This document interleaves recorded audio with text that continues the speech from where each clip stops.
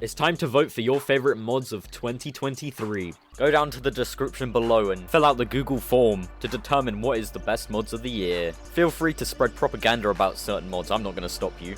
This form will close in 72 hours from this video's release, and then the mods with the most votes will win, which will then be announced in the awards ceremony. This awards ceremony will also feature trailers for upcoming mods, so keep your eyes peeled for Eroded Refinery Trailer 2.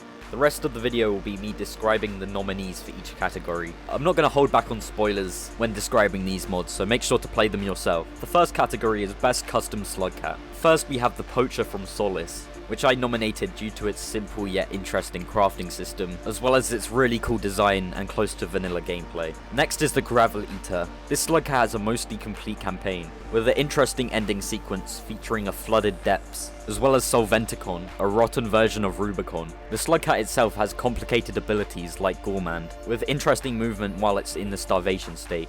Pearl Cat is a high quality slug cat, which I nominated due to its really cool opening. It also has interesting gameplay and abilities, as it can harness pearls for power, with each color doing a different thing. Drone Master is a powerful slug cat, with a fully complete campaign. I nominated it mainly because of the ending sequence, and the dream sequences are also very cool. The Vinky is a fun mod that doesn't take itself too seriously. The slug cat has the ability to grind on rails and spray graffiti on walls. It's good to see a mod not be too serious, and therefore be creatively free, which is what the Vinky embodies. The next category is Best Modded Creature. First is the Night Terror from Rainworld Pitch Black.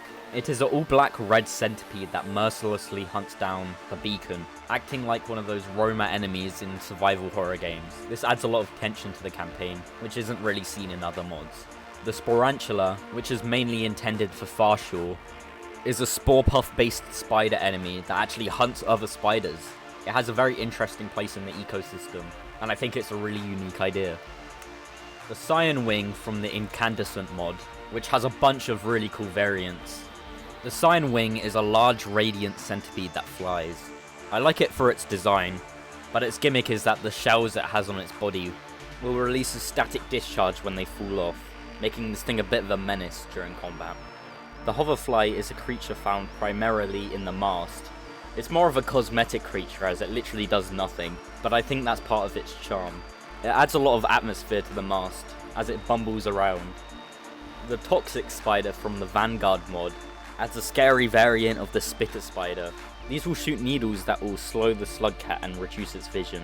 I love the poison effect of this creature, and I think it suits Rainworld very well. The next category is Best Modded Region. The first nominee is the Mast, which is a massive skybound spire, featuring the cute hoverflies and a new area to end the Spearmaster campaign. Plus in Saints timeline the whole thing collapsed, resulting in a brand new region. So I guess there's technically 2 regions, is that unfair? Farshore is a tropical region, which features the coolest transition ever.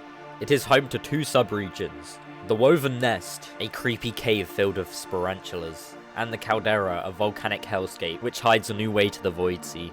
Stormy Coast is a rainy port region that has 4 unique weather conditions throughout the timeline, meaning you have to explore it at least 4 times. I like the massive sea forts made with completely custom tiles, they're also a nice part about the region. Hanging Gardens is a luscious region. It features a new plant that can be climbed, as well as wind turbine platforming. These new mechanics freshen up the Rainworld gameplay, plus the region has a banging threat theme. Aqueducts adds a massive new region. It's a great mod if you want to explore a ton of new rooms, featuring the tropical overgrown aqueduct, the scary Great Filter, and the calming Oceanic Aqueduct subregions. The next category is Most Original Mod. These are mods that try new things within the Rainworld modding scene. Vestiges adds eerie fireflies that haunt the location of where you last died. The crazy part is this is all online, meaning you can see where other players have died, with each little firefly telling a different story. The Technomancer is set in the far past before Pebbles was built. This means there is now working trains that obliterate anything that's in their way, plus a completely overhauled subterranean with interesting past versions of rooms. Sweet Dreams adds new hibernation screens if you have a tamed lizard. This adds a bit more immersion to befriending lizards, and makes it easier to get attached to them, which could be a good or bad thing in the harsh reality of Rainworld. Rotund World is a simple mod that lets the slug cat overeat. This makes them slower and obviously fatter, but it also makes them get stuck in pipes, which is kind of funny. Plus, the amount of effort put in this mod is kind of scary. Rainy World Funking straight up adds Friday Night Funking into Rain World. So now you can have epic rap battles against different slug cats. This mod also comes with modding support, so you can mod the mod with custom rap battles. The next category is most anticipated mod. This is an open vote for the mod you're most excited for. So there is no nominees, vote for whatever you want.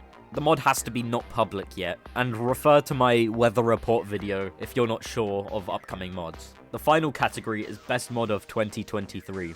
This is another open vote. Feel free to vote for any mod that has released. Feel free to vote for nominees of previous categories if you want. They are not excluded from this vote.